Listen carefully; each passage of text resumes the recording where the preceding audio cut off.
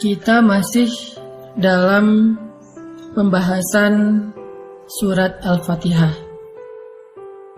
Surat Al-Fatihah yang kita bedah itu kan bukan hanya dipakai di dalam sholat, tetapi dia juga menjadi modal kita dalam menyikapi hidup. Karena hidup itu adalah tentang perspektif, tentang sudut pandang kita. Ketika kita melihat hidup dari sudut pandang keluh kesah atau sudut pandang masalah, maka kita akan menjadi orang yang sering bersedih, menjadi orang yang minder, rendah diri, atau bahkan sampai iri hati kepada orang lain karena merasa orang lain lebih beruntung daripada kita. Ini kalau perspektif kita tentang hidup itu dari angle masalah dan ujian. Tapi kalau kita melihat hidup dari angle yang lain, yaitu angle iman, angle akidah, perspektif yakin dan tawakal kepada Allah, maka kita akan melihat bahwa hidup itu adalah kepasrahan. Kita ridha, menerima, kemudian percaya dan berani berharap yang baik-baik. Makanya hidup itu diawali dari perspektif, dari sudut pandang apa yang kita ambil dalam melihat kehidupan kita.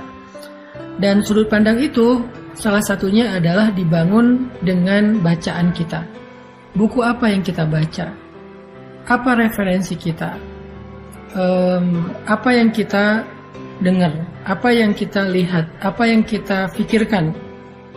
Itu akan membentuk pola pikir dan perspektif kita tentang hidup. Sehingga kalau misalnya orang membaca buku tentang entrepreneurship, maka dia akan melihat banyak peluang-peluang usaha di dalam kehidupan dia. Bahkan dia bisa survive dengan modal dengkul karena dia membaca buku entrepreneur.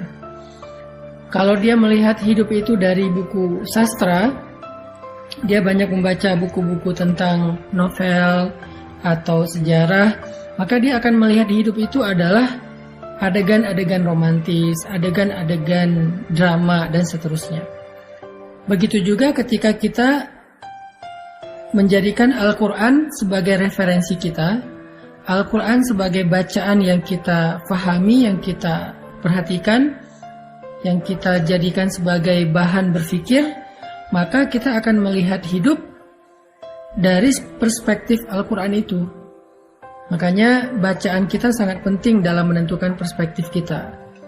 Itulah kenapa belajar Al-Quran itu nggak cukup sekedar belajar tahsin doang, nggak cukup sekedar belajar tilawah atau membaca. Kita juga coba pelan-pelan belajar tadabbur, belajar merenungkan makna yang terkandung di dalam Al-Quran, sehingga bacaan kita terhadap Al-Quran itu bisa lebih bisa lebih nempel dalam benak kita dan lebih nempel juga di hati kita untuk membangun motivasi hidup. Jadi udah jelas ya jawabannya. Apapun masalah kita, apapun konteks kehidupan yang sedang kita alamin, pada saat kita kebingungan, pada saat kita hilang arah, pada saat kita merasa bodoh, gak tahu apa-apa, lalu kita meminta petunjuk kepada Allah dalam menghadapi masalah kita, meminta petunjuk kepada Allah dalam menjalani ujian hidup kita, kita bilang, ihdinas siratal mustaqim. Ya Allah, saya harus gimana? Beri saya petunjuk. Apa yang harus saya lakukan? Beri saya petunjuk. Allah jawab, dzalika. Itu petunjuk yang kamu minta. Apa itu ya Allah? Allah perjelas lagi, Alkitab, Al-Quran, la raiba fih. Tidak ada keraguan, jangan pernah ragukan.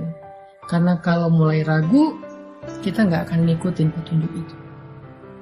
Dan Allah perjelas lagi, petunjuk lil muttaqin, bagi orang yang bertakwa, bagi orang yang taat, bagi orang yang pengen keluar dari masalah, bagi orang yang pengen dapat rezeki yang tidak terduga-duga, bagi orang yang pengen dimudahkan segala kesukarannya.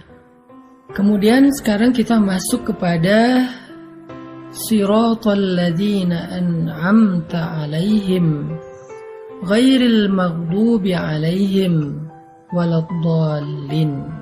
Jalan orang-orang yang telah Engkau beri nikmat kepada mereka, bukan jalan orang yang Engkau murkai, yang Engkau marahi, dan bukan juga jalan orang yang salah arah atau tersesat. Teman-teman yang dirahmati Allah Subhanahu wa taala, Allah tuh baik banget sama kita. Allah tuh serius banget pengen memberi kita petunjuk. Allah tuh serius banget pengen membimbing kita dalam menjalani hidup. Allah tuh serius banget pengen nolong kita. Allah tuh serius banget pengen membawa kita keluar dari masalah. Saking seriusnya Allah menjelaskan petunjuk agar kita gak salah. Allah menjelaskan petunjuknya itu gak cukup dengan Alkitab, Al-Quran. Tapi Allah perjelas lagi, selain Al-Quran, selain Alkitab, petunjuk itu bisa kita pelajari dari teladan orang-orang yang Allah ridhoi.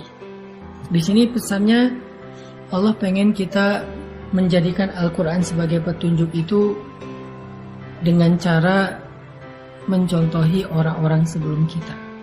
Jadi selain memang kita pakai ini sebagai kompas, kita pakai ini sebagai panduan, sebagai map, Allah juga bilang ada jejaknya loh, kamu tinggal ikuti aja jejak itu. Jejak siapa? Jejak alladzina an'amallahu alaihim, orang-orang yang Allah beri nikmat. Nikmat apa? Nikmat iman. Nikmat apa? Nikmat nubuwah kenabian.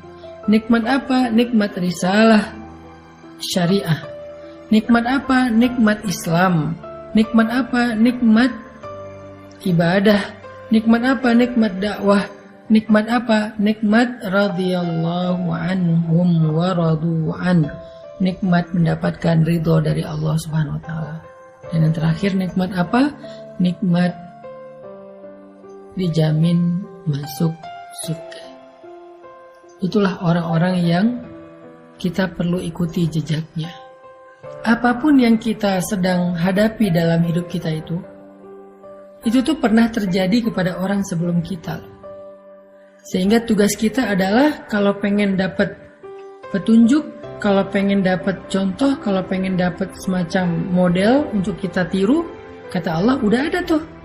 Siratal ladzina an'amta 'alaihim. Apa masalah kamu?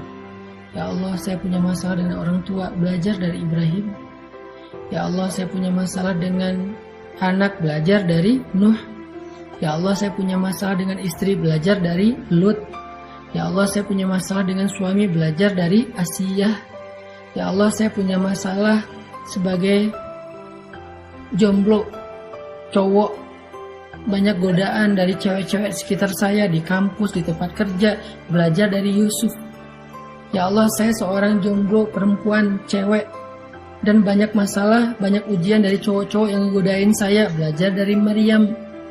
Ya Allah, saya pengen ta'aruf tapi gak tahu caranya, belajar dari Musa dan calon istrinya. Ya Allah, saya punya anak tapi gak tahu cara mendidiknya, belajar dari Zakaria dan Yahya. Apa masalah kita? Ya Allah, saya hampir bercerai, suami saya mentalak saya, talak 1, gimana cara mengislahnya? Belajar dari surat At-Tolak ketika Nabi mentalak Hafsah. Ya Allah, suami saya suka ngata-ngatain saya yang jelek-jelek, belajar dari curhatnya seorang perempuan di dalam surat Al-Mujadalah atau Al-Mujadilah, Khawlah bintu Tha'labah. Ya Allah, orang ngomongin saya di sosial media, orang berbisik-bisik tentang saya di grup, mereka bikin grup baru dan ngomongin saya di grup sebelah, belajar dari surat An-Nur tentang hadithul ifki, pembicaraan rahasia. Ya Allah, istri saya suka cemburu dan menyusahkan saya sebagai suami, belajar dari surat At-Tahrim. Apa masalah kita? Di dalam ayat Siratal ladzina an'amta alaihim, Allah tuh pengen ngasih tahu ke kita, belajarlah sejarah. Karena nggak ada yang baru di bawah langit. Nggak ada yang baru di bawah matahari. Nggak ada yang baru di atas tanah. Semua yang kita alamin pernah terjadi sebelumnya. Karena sejarah itu berulang. Karena cerita itu terjadi lagi. Sehingga kita bukanlah orang pertama yang mengalami masalah ini. Udah ada orang sebelum kita yang jumlahnya nggak terhitung. Sehingga kita akan menemukan siapa yang orang yang lurus, Siratal ladzina an'amta alaihim, sehingga kita tiru. Siapa yang salah jalan, sehingga kita hindari. Tugas kita adalah belajar dari mereka, mencari tahu apa sih rahasia mereka, sehingga bisa keluar dari masalah itu. Apa sih kunci mereka survive dari ujian itu? Apa sih langkah-langkah konkret yang mereka lakukan sehingga mereka bisa sukses, bisa Allah selamatkan dari berbagai macam keburukan. Lalu setelah kita tahu, ulangi, lakukan hal yang sama, maka kita akan mendapatkan hasil yang sama.